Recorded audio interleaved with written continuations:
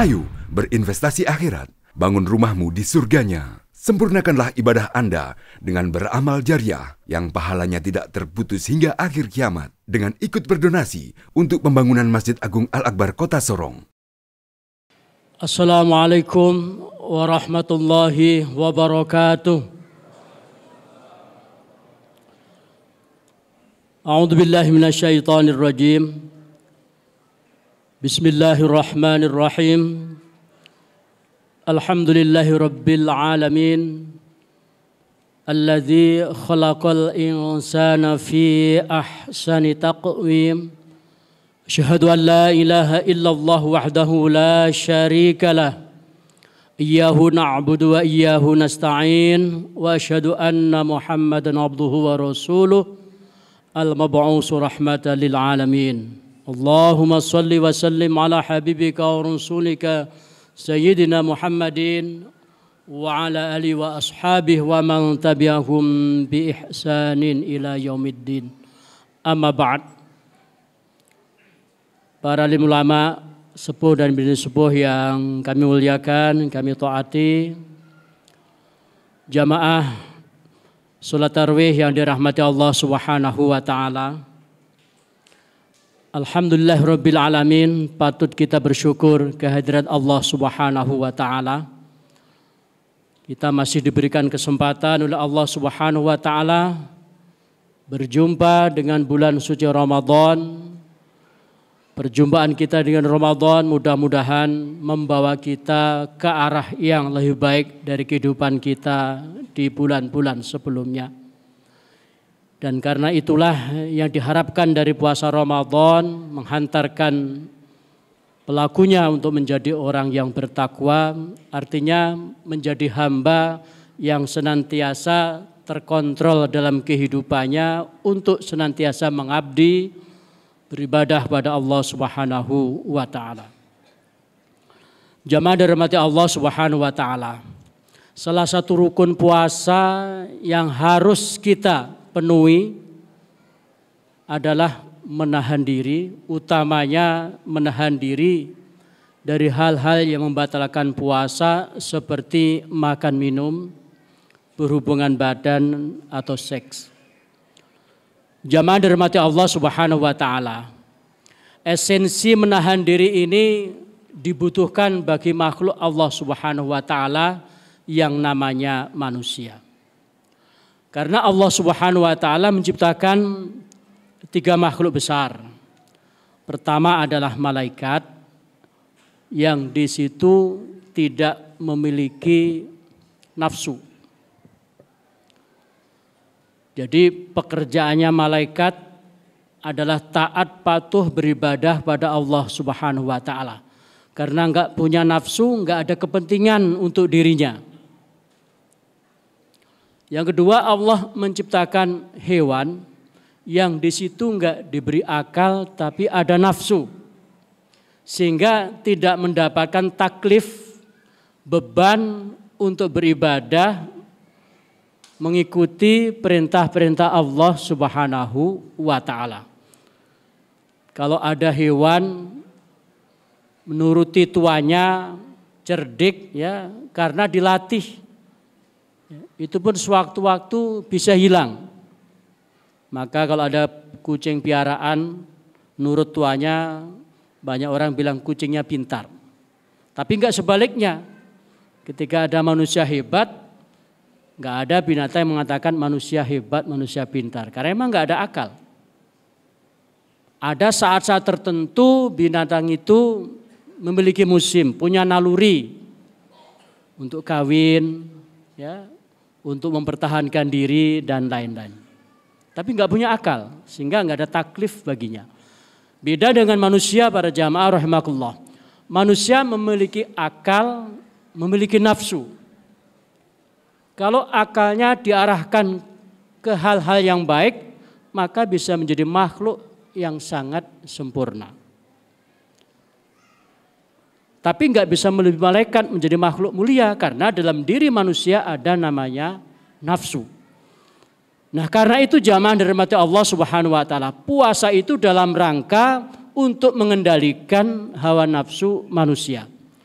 Maka dalam hadis Nabi, kalau ada seorang pemuda belum mampu, ya, belum sanggup untuk menikah, diperintahkan untuk bisaum, untuk berpuasa agar bisa mengekang hawa nafsu seksnya.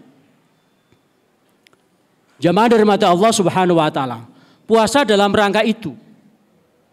Kalau manusia menuruti hawa nafsunya tertentu, maka akan rusak manusia itu. Maka kata Imam Ghazali, energi, ya, bahan bakar daripada nafsu itu adalah asupan makanan. Maka dengan puasa itu bisa mengendalikan hawa nafsunya. Terutama kalau kita bicara masalah tasawuf dan lain-lain. Sumber makanan itu sangat menentukan perilaku, akhlak daripada seorang manusia. Karena sumber makan itu akan mengalirkan darah, dan darah itu akan memicu, ya, perbuatan, ya, pikiran, perkataan daripada manusia. Karena itu jamaah dirahmati Allah Subhanahu wa taala. Esensi puasa mengendalikan diri itulah dibutuhkan bagi makhluk yang namanya puasa. Orang sakit, ya, sakit gatal, eksim dan sejenisnya, itu kita terpancing, terdorong untuk menggaruk. Tapi dengan digaruk tidak menyelesaikan masalah. Karena kalau digaruk terus-menerus akan mengakibatkan luka. Berakibat luka, dan luka itu para jamaah bisa merembet kepada penyakit yang lain. Kalau dalam tubuh manusia misalnya ada gula, maka lukanya nggak sembuh-sembuh, bahkan bisa menjadi kanker, tumor dan lain-lain. Itulah hawa nafsu.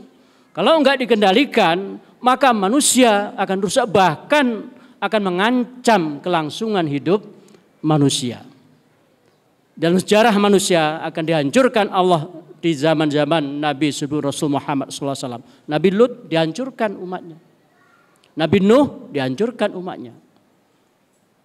Karena itu jamaah rahmatullah, belajar dari puasa Ramadan ini, hasil yang diperoleh dari puasa Ramadan mestinya kita bijak, cerdas, mampu mengendalikan diri kita dalam kehidupan kita. Karena kita tidak hanya sebatas hidup di dunia, kita nantinya akan ke arah menuju kepada Allah Subhanahu wa taala. Dan itu yang diharapkan oleh Allah Subhanahu wa taala kepada manusia. Jangan sampai harapan Allah itu kita sia-siakan. Kita nggak bisa bertemu dengan Allah, akhirnya terasing di akhirat. Nggak jelas kita kemana, bahkan arahnya menuju ke neraka. Karena apa? Kita nggak bisa menggunakan, memanfaatkan daripada pemberian Allah Subhanahu wa taala. Maka Allah isyaratkan di Al-Qur'an, ya, lahum qulubul la yafqahuna biha. Manusia diberikan hati, tapi dengan hati itu la yafqahun, tidak digunakan untuk memahami daripada ayat-ayat Allah Subhanahu wa taala. Walahum a'yunul la yubsiruna biha, diberikan yang namanya penglihatan. Tapi dengan penglihatan itu juga demikian tidak dipakai, diberi untuk melihat tanda-tanda kebesaran kuasaan Allah Subhanahu wa taala. Ini bukti bahwa manusia sudah diberikan seperangkat, ya, kelengkapan tubuh yang demikian sempurna. Tetapi karena manusia sudah disyaratkan Al-Qur'an, bahkan di akhir ayat balhum adol, ya. Hati enggak digunakan, mata enggak digunakan, telinga enggak digunakan, maka kal an'am, kembali derajatnya seperti al-an'am, kayak binatang. Ya, binatang enggak dengar, enggak apa. Karena itu jamaah rahmat Allah Subhanahu wa taala, sekali lagi paling tidak bahwa hasil puasa Ramadan kita menjadi manusia yang terkendali dalam menjalani kehidupan. Terkendali manfaatkan teknologi, terkendali punya ilmu, terkendali punya kekuasaan, punya jabatan, terkendali punya harta.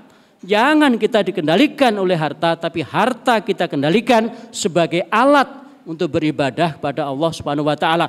Jabatan, amanah kita kendalikan dalam rangka sarana beribadah pada Allah Subhanahu wa taala. Kalau itu yang bisa kita lakukan para jamaah rahmatullah, maka insya Allah kita, prediksi kita bahwa takwa itu bisa kita peroleh dalam kehidupan kita. Demikian yang dapat saya sampaikan di ceramah menjelang tarawih ini. Mudah-mudahan sekali lagi Allah Subhanahu wa taala memberikan bimbingan kepada kita, kekuatan pada kita mampu mengendalikan diri kita sehingga kehidupan kita benar-benar senantiasa mendapat ridha dari Allah Subhanahu wa taala. Wallahul muwaffiq ila aqwamit thoriq. Assalamualaikum warahmatullahi wabarakatuh. Ayo dukung media dakwah Masjid Agung Al-Akbar dengan ikut berdonasi pengadaan alat multimedia dan operasional dakwah. Usia boleh terputus, pahala jariah mengalir terus.